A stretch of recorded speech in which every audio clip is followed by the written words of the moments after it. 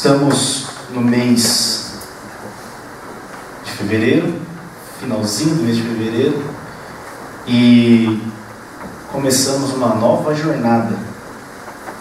Começamos o tema Paisagens da Vida, nesse mês de fevereiro. E, como consequência, continuaremos agora finalizando este tema, Paisagens da Vida.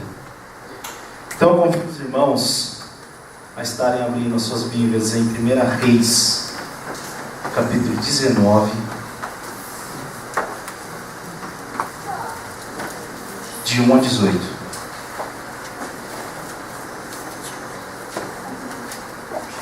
1 Reis, capítulo 19, de 1 a 18. Antes da leitura da palavra, vou pedir para o presbítero Newton que leve ao Senhor em uma oração, que esteja conduzindo a palavra conforme a vontade de Deus. Querido Deus e Pai, obrigado, Senhor, por estar presente mais uma vez de oração. E nesse momento, Senhor, a Tua palavra será lida e será proclamada. Pedimos aos Senhor para que o Teu Espírito esteja conosco, Senhor, nesse momento, para que o Teu servo seja tudo que é a Tua proteção, sempre a vontade. Obrigado, Senhor, é o que nós agradecemos, irmão. Cristo Jesus. Amém. 1 Reis 19, de 1 a 18, eu estarei lendo a nova linguagem de hoje, que os irmãos estejam acompanhando. 1 Reis 19, de 1 a 18, a palavra de Deus diz: O rei Acabe contou à sua esposa Jezabel tudo o que Elias havia feito e como havia matado à espada todos os profetas do Deus Baal. Aí ela mandou um mensageiro a Elias com o seguinte recado: que os deuses me matem, se até amanhã, a esta hora, eu não fizer com você o mesmo que você fez com os profetas. Elias ficou com medo e, para salvar a vida, fugiu com o seu ajudante para a cidade de Berseba, que ficava na região de Judá. Deixou ali o seu ajudante e foi para o deserto, andando um dia inteiro. Aí parou, sentou-se na sombra de uma árvore e teve vontade de morrer. Então orou assim: Já chega, ó Senhor Deus, acaba agora com a minha vida. Eu sou um fraco, como foram os meus antepassados. Elias se deitou, deixou da árvore e caiu no sono. De repente, um anjo tocou nele e disse: Levante-se e coma. Elias olhou em volta e viu, perto da sua cabeça, um pão assado nas pedras e uma jarra de água. Ele comeu e bebeu e dormiu de novo. O anjo do Senhor Deus voltou e tocou nele pela segunda vez, dizendo: Levante-se e coma, senão você não aguentará a viagem. Ele se levantou, comeu e bebeu, e a comida lhe deu força bastante para andar 40 dias e 40 noites até o Sinai, o monte sagrado. Ali ele entrou numa caverna para passar a noite, e de repente o Senhor Deus lhe perguntou: O que você está fazendo aqui, Elias? Ele respondeu: Ó Senhor, Deus Todo-Poderoso, eu sempre tenho servido a Ti, e só a Ti, mas o povo de Deus quebrou a sua aliança contigo, derrubou os teus altares e matou todos os teus profetas. Eu sou o único que sobrou, e eles estão querendo me matar. O Senhor Deus disse: Saia e vá ficar diante de mim no alto do monte. Então o Senhor passou por ali e mandou um vento muito forte, que rachou os morros e quebrou as rochas em pedaços. Mas o Senhor não estava no vento. Quando o vento parou de soprar, veio um terremoto. Porém, o Senhor não estava no terremoto. Depois do terremoto veio um fogo, mas o Senhor não estava no fogo. E depois do fogo veio um sussurro calmo e suave.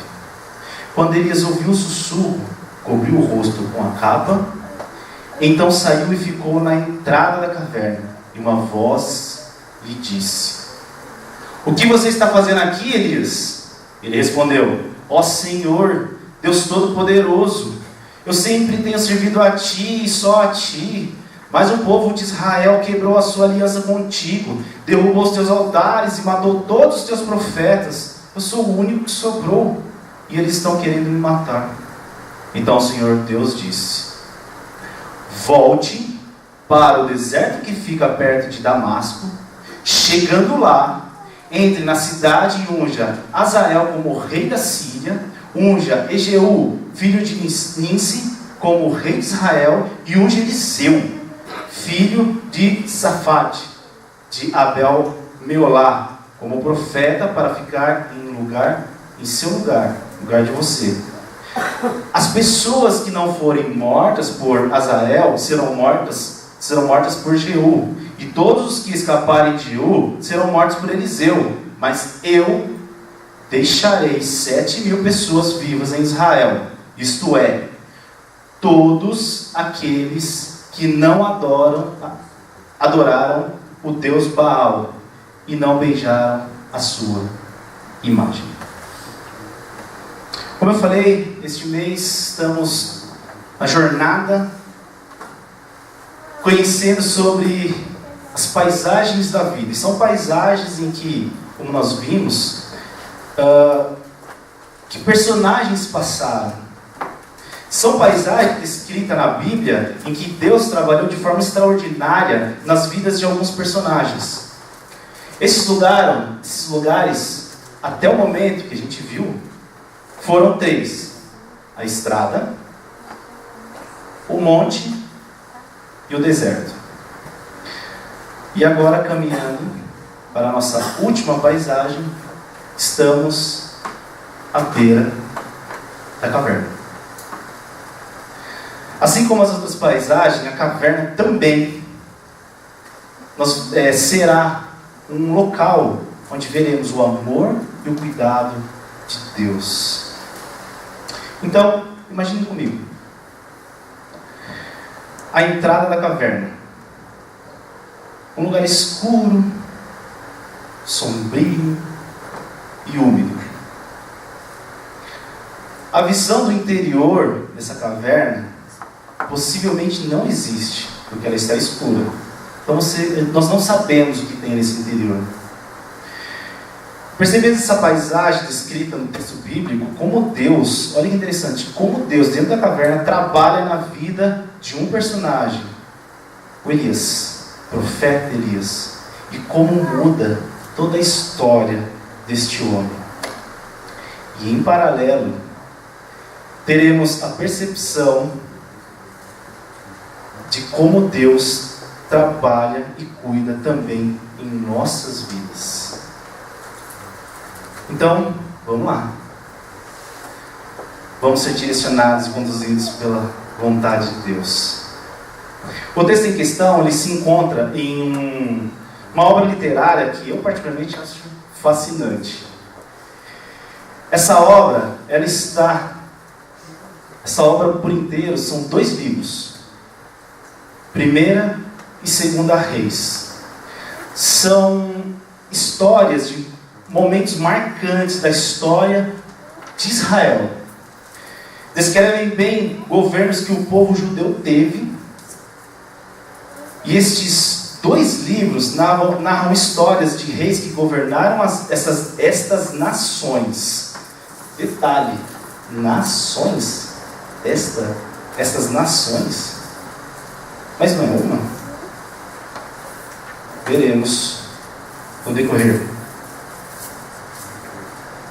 A história narra, os 2 primeiros capítulos de 1ª Reis, ele começa com o fim do império do rei Davi, o início do reinado do filho dele, Salomão, que se estende até o fim do capítulo 11 e continua com a história do próprio Salomão e seus feitos.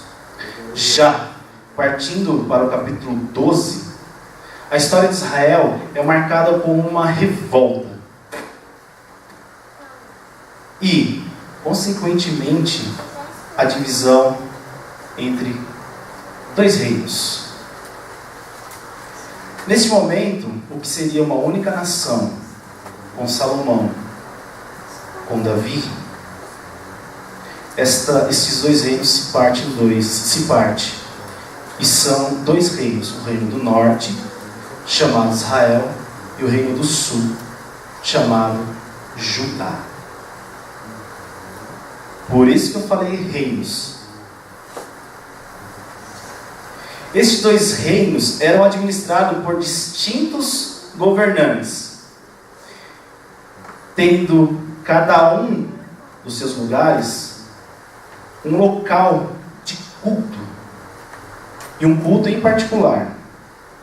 O culto em Israel era feito nas cidades de Betel e Dan, a princípio.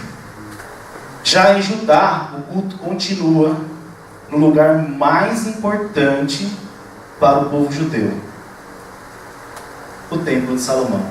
Só um parênteses, tá? O Templo de Salomão do texto ficava em Jerusalém. Não é o da Celso Garcia.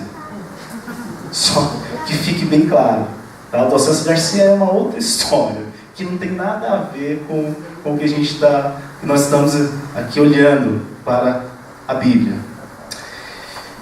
O interessante é que quando tem essa separação do culto, do reino, a separação desses reinos é tanto religioso quanto político. Se fez devido a uma diferença entre pensamentos. O reino do norte, Israel, se revolta com a atual administração e começa um movimento independente. Então, no capítulo 12 de Reis, se inicia uma nova trajetória para o povo de Israel. Começam os relatos dos vários governantes, tanto do reino do norte quanto do reino do sul. O interessante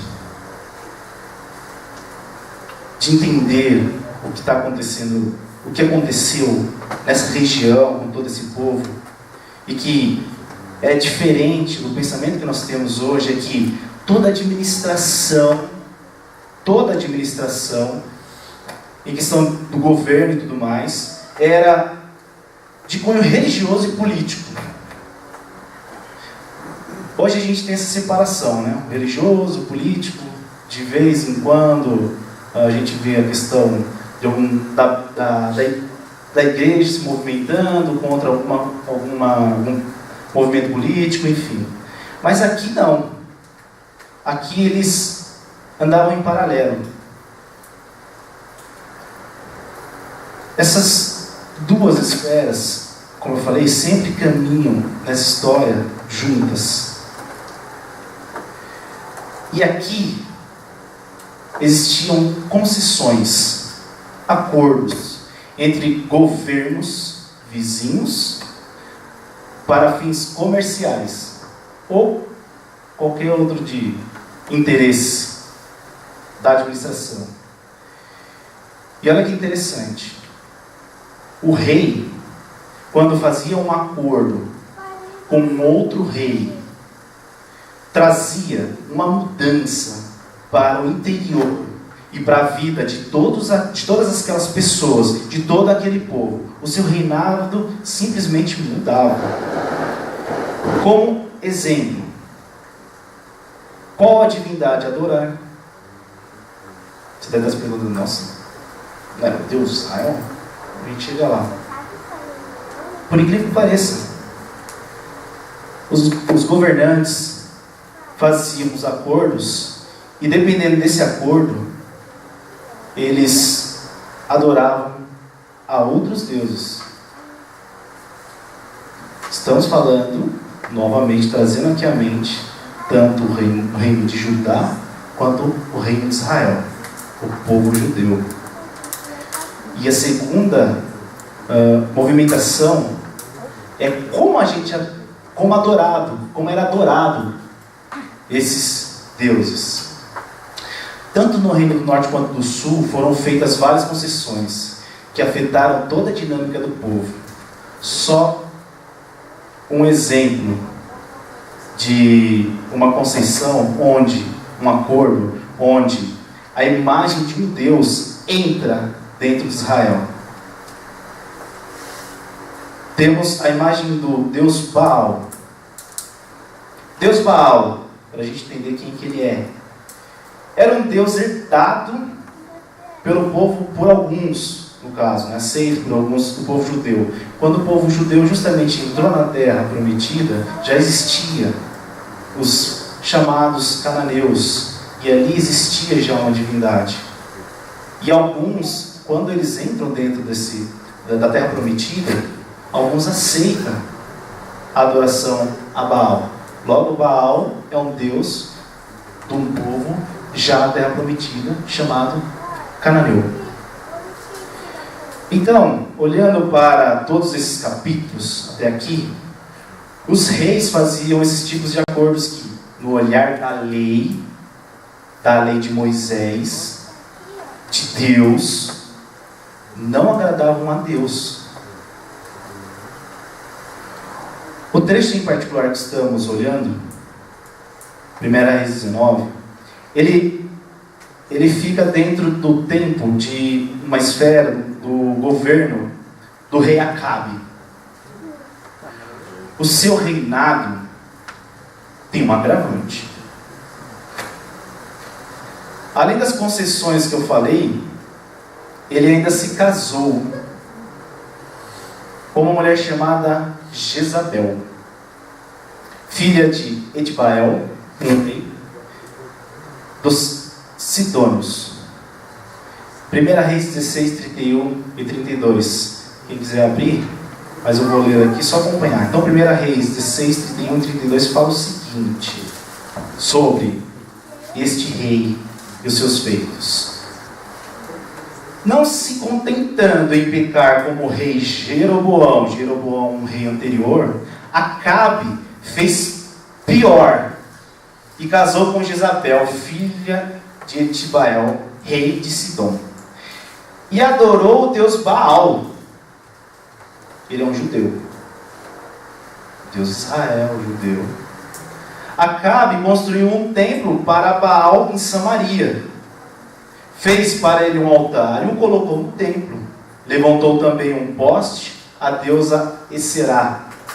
E assim fez mais coisas para deixar o Senhor Deus irado do que todos os reis de Israel haviam feito antes dele. Vamos olhar para essa concessão política do rei Acabe. O acordo que ele faz em se casando com Jezabel e ignorando tudo e até o seu Deus, é um acordo de tamanha gravidade que extrapolou a mais elevada violação da aliança de Deus para com seu povo, adoração a outros deuses. Qual o motivo que o rei Acabe faz isso? Como um bom político, privilégios comerciais, possivelmente uma aliança e um apoio político naquela região. Vamos olhar para Jezabel um pouquinho. Jezabel é uma mulher com grande influência na região, possivelmente fora e dentro de Israel. Filha de rei, se tornou rainha de Israel quando se casou com Acabe. Suas mudanças dentro de Israel, quando se casa com o rei Acabe, são de grande influência para o povo e alguns exemplos. Primeiro, no capítulo de 1 Reis, capítulo 18, 4 e 13, capítulo 18, versículo 4, versículo 13, nós veremos que ela manda matar os profetas do Senhor, de Deus de Israel.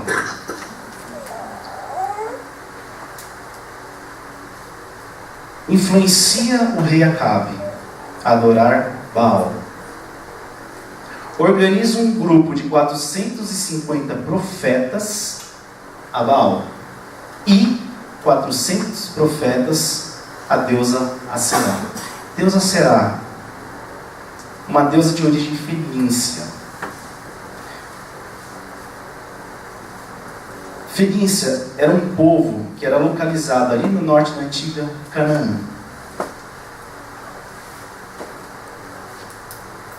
Essa mulher Jezabel era firme em suas convicções. E tão firme, que nesse texto, nos primeiros versículos, ela amedrontou um homem dedicado, profeta de Deus. Voltando de novo aqui, já falei bastante da questão dos governos. O livro de Reis não fala só dos governos, mas também fala de homens que Deus levanta para justamente orientar os governos e orientar o povo. Falar sobre a questão das concessões políticas.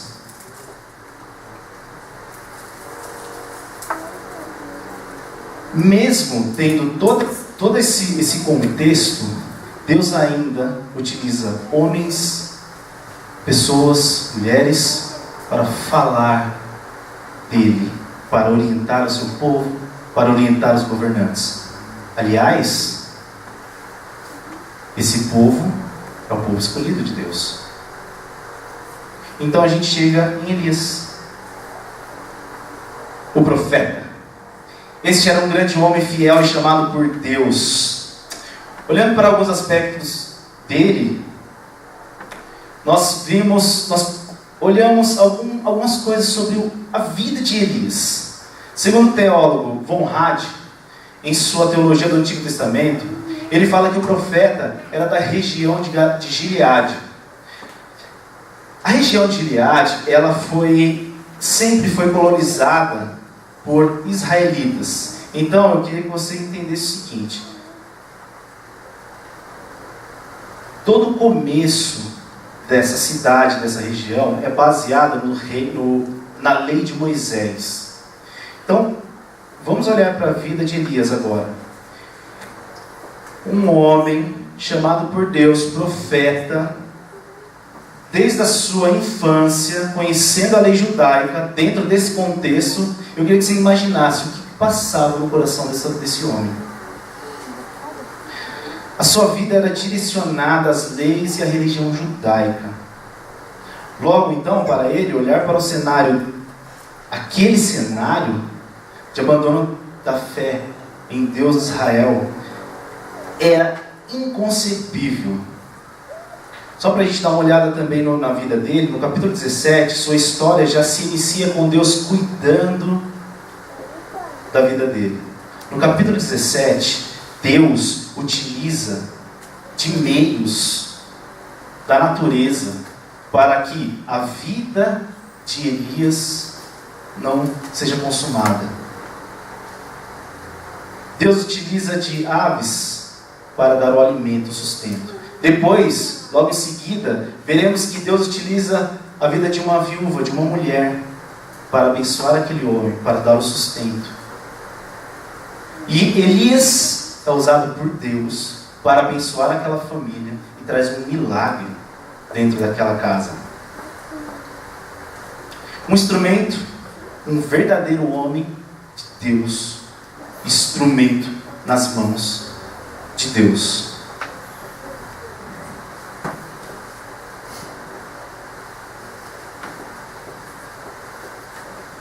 No capítulo 18, encontramos o profeta desafiando todos aqueles que são adoradores de Baal. Ele chama todos os sacerdotes e o povo que adoravam a esse Deus. 1 Reis 18, 22 a 24, diz: Então Elias disse: De todos os profetas de Deus, o Senhor, eu fui o único que sobrou, o único. Mas os profetas de Baal são 450. Bom, então, agora tragam 2 touros. Que os profetas de Baal matem um deles cortem um pedaço e ponham em cima da lenha, mas não ponham fogo.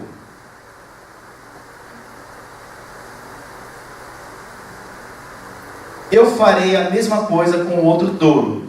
E aí os profetas de Baal vão orar ao seu Deus, e eu orarei ao Senhor. O Deus que responder mandando fogo, este é o Deus. E aí todo o povo respondeu: está bem assim. Aquele homem tinha no seu coração uma preocupação de conduzir todo aquele povo a Deus. E tinha uma preocupação de onde seria o culto. Continuando no capítulo, lendo o capítulo, veremos que Deus responde a Elias e todos aqueles profetas de Baal não têm resposta. Eles são envergonhados. Veja, Elias, profeta usado por Deus. Deus responde à oração de Elias. Elias tem um contato direto com Deus. O texto que estamos vendo faz parte deste grande contexto, como eu falei, que a gente não pode desconsiderar estes vários elementos. Divisão de um reino, os reis que são fiéis a Deus e fazem concessões políticas conforme o seu interesse, os profetas que o Senhor envia ao povo, levanta, os vários locais de adoração e outras divindades, o culto que está totalmente desconfigurado. Deus, o que era o culto a Javé, o que era aquela aliança, simplesmente desconfigurado e até perdido. E conforme a Bíblia, dos reinados mais errantes da história. E nesse contexto, Deus levanta um homem que desafia todos aqueles que viviam fora da vontade de Deus. Aquele era, segundo suas próprias palavras, próprio Elias, o único homem que era fiel ao Senhor de Abraão, Isaac e Jacó. No capítulo 19 encontramos um homem que tinha desafiado esses profetas. Um medo sem igual. O capítulo que nós estamos vendo é este Elias, que desafiou 400 homens num medo sem igual. Ele é desafiado e jurado de morte pela rainha Jezabel.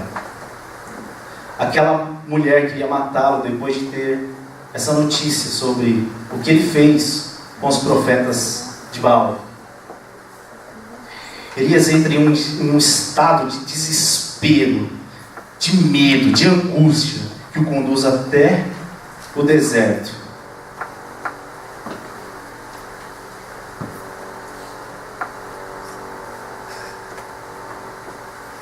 E ele vai em busca da morte. A sua aflição era tamanha que ele estava à beira de um suicídio. Vamos usar um termo conhecido por nós hoje. Ele estava à beira de um suicídio. Ele não queria comer. Ele desejava uma coisa: morrer. O que era um profeta corajoso, agora é apenas desespero, impotência e fracasso. Estava numa depressão aguda. A preocupação dele era pelo fato de não ter conseguido concluir um chamado que Deus o fez como profeta. Veja, nós comentei agora sobre o contexto. Um homem chamado por Deus, profeta, para conduzir aquele povo. Porém, apesar de ter feito até milagres, o povo continuava errante. Olha o desespero de quem é chamado por Deus para proclamar o Evangelho, para falar de Deus, pensando que nós, mas para falar do Deus de Israel, e aquele povo não quer. E pior, ele é jurado de morte em fazer o certo. Mas Deus continua a cuidar de Elias, mesmo dentro do seu desespero. O alimento e a motivação para a caminhada e a sobrevivência continua vindo de Deus. Só olhamos para os versos 5 a 8. O profeta vai em busca de Deus no Sinai, ou Horebe. Isso é um ponto importantíssimo para esse texto.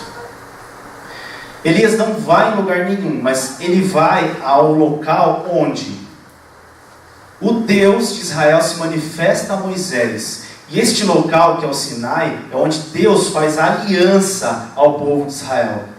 Elias vai ao monte sagrado, onde Deus fala com Moisés, faz aliança com o seu povo, onde chama aquele povo como: este é o meu povo, eu chamei vocês para a minha adoração. E se a gente parar para pensar hoje, como que é importante isso para o judeu? Hoje, não é? Então ele vai neste local. Este é um monte sagrado. Elias está naquele local mais sagrado, porque ele sabe que ali, no Sinai, ele encontraria o Deus verdadeiro. Possivelmente em dúvida? Eu creio que não, porque ele foi no local mais importante. E dentro desse local ele encontra uma caverna escura e sombria. Esse é o ponto-chave desse texto.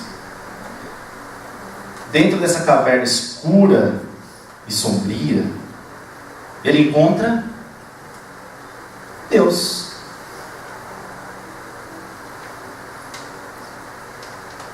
E aí Deus pergunta para ele: Elias, por que você está aqui? Qual o motivo de você vir aqui? A pergunta de Deus a Elias faz com que aquele profeta reconheça duas coisas. Primeiro, que ele necessita desse Deus. E segundo, o desespero que ele estava. Vem a consciência do profeta, a dependência do Senhor, e ele grita por socorro. Acredito que não foi apenas um desabafo ali, não, mas uma súplica. Elias suplica a Deus: preciso de ti, eu não aguento mais. Do lado de fora da caverna, Deus fala para Elias: vá para fora. E aí Deus começa a mostrar o poder, como Deus é grandioso, como Deus controla a natureza. O interessante é que em tudo isso que é sobrenatural, Deus não estava, mas Ele estava num ponto-chave. Ele estava na palavra suave. Deus não estava nos milagres, mas Ele estava no falar. E Elias, com medo, ele entende que é Deus falando.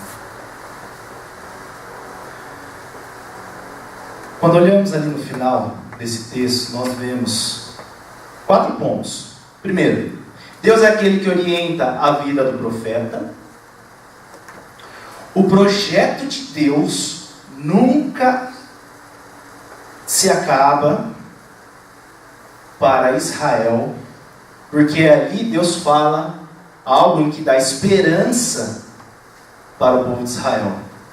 Terceiro, Elias não está sozinho na sua caminhada, mas Deus fala: levantarei Eliseu, e de certa forma o ajudará e continuará a caminhada.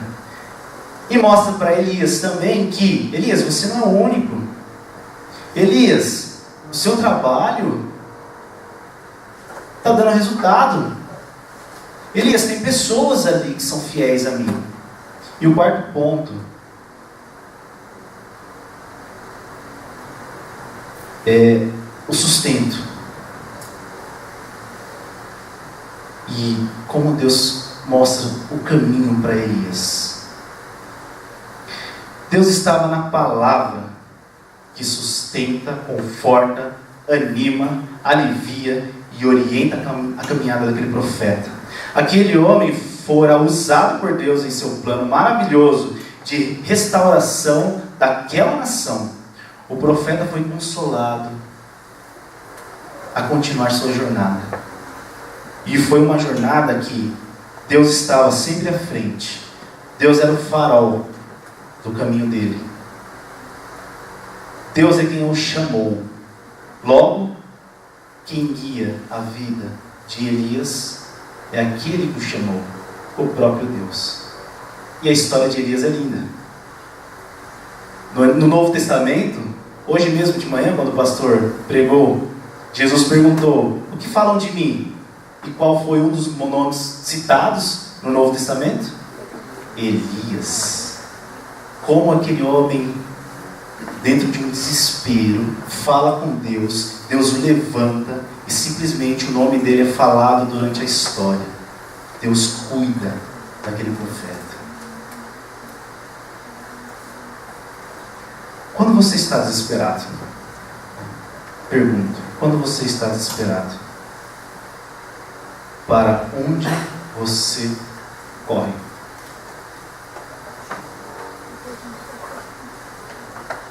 Quando nós passamos por momentos assim parecidos com Elias, temos a tendência de buscar o conforto e a resposta em qualquer lugar ou em pessoas. E o mais engraçado, e o mais interessante, no caso, fazendo um comparativo com o texto, é que quando a gente vai atrás de algo que não é Deus, a gente faz daquele algo o nosso Deus.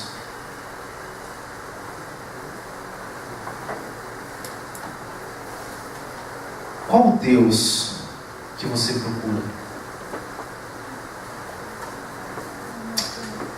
Eu não sei como está a sua vida hoje. Porém, ao olharmos para o texto e percebermos alguns aspectos da ação de Elias, da ação de Deus, são orientações e respostas para as nossas vidas. Talvez o seu momento pode ser um momento parecido ou igual ao de Elias, de desespero. Talvez você esteja caminhando para dentro da caverna, ou até mesmo lá de fora olhando para ela, aquele lugar sombrio, úmido, ou até mesmo dentro.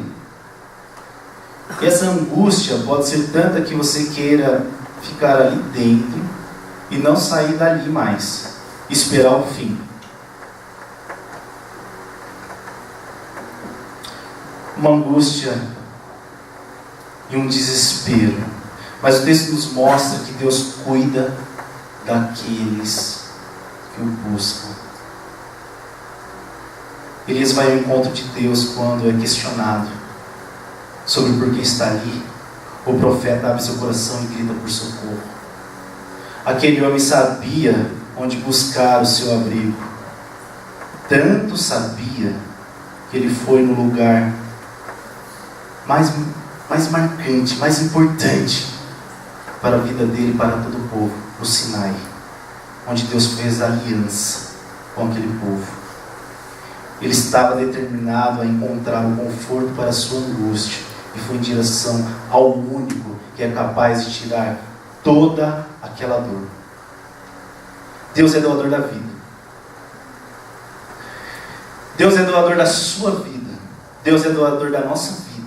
Ele é o único que poderia curar e dar um novo sentido para a caminhada daquele homem. Assim, Ele é o único que pode dar sentido à nossa caminhada. A caverna é um local solitário. Verdade. Porém, nesse momento, quando a gente olha para o profeta, nós encontramos Elias naquele lugar escuro, encontrando-se com Deus. Deus estava ali. E dentro daquela caverna, no escuridão, num lugar sombrio, para nós, ele vem numa oração pessoal, E aí Deus o questiona: Elias, por que você está aqui? E aí Elias abre o seu coração e grita por socorro. Ele reconhece que ele não é ninguém sem Deus. Aquela era uma oração que expressava um grito angustiante de um homem, um desespero. E o socorro veio de Deus. E assim como Elias, o nosso socorro, ele só vem de Deus. O início e o fim das nossas vidas vem de Deus. Ele dá uma nova esperança. Ele nos mostra onde devemos caminhar. Dentro da caverna, ele nos pergunta por que estamos neste local. E qual será a nossa resposta? Qual será a sua resposta?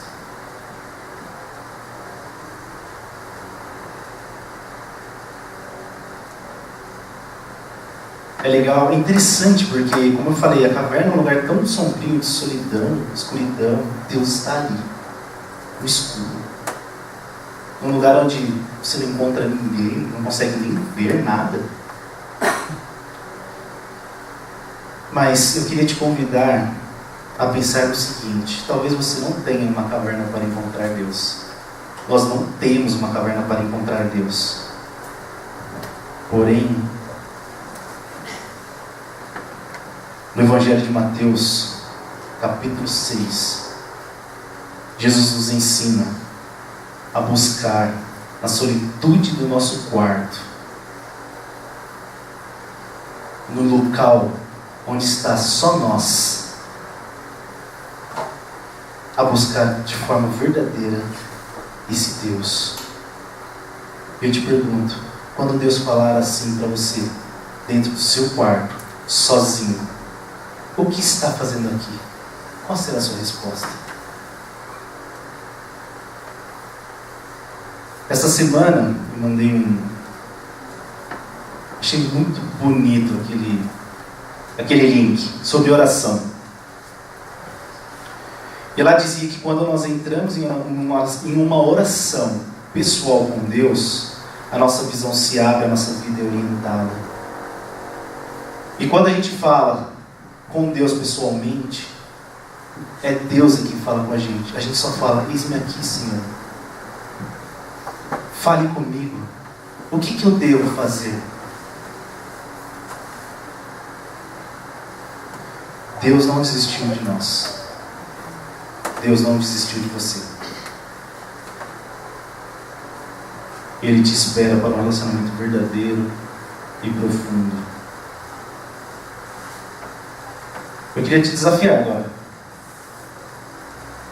a orar.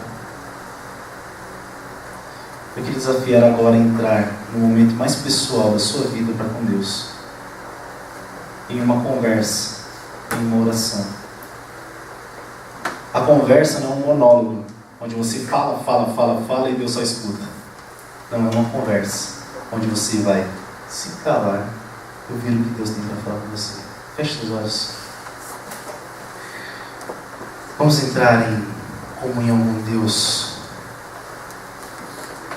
Colocar os nossos corações a Ele, aquele que é o único doador da vida.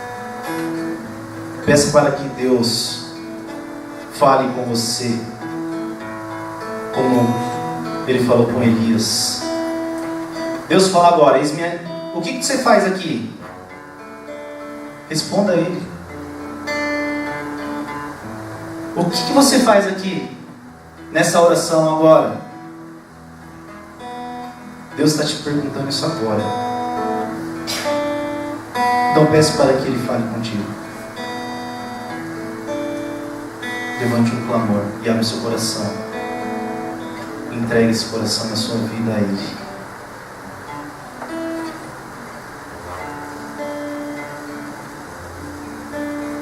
Olha o Senhor.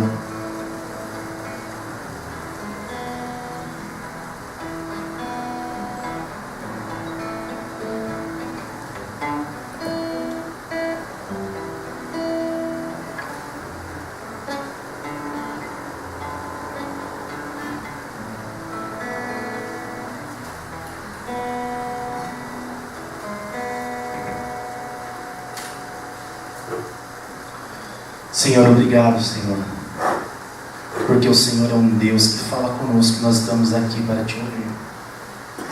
Nós nos calamos para ouvir o que o Senhor tem a dizer.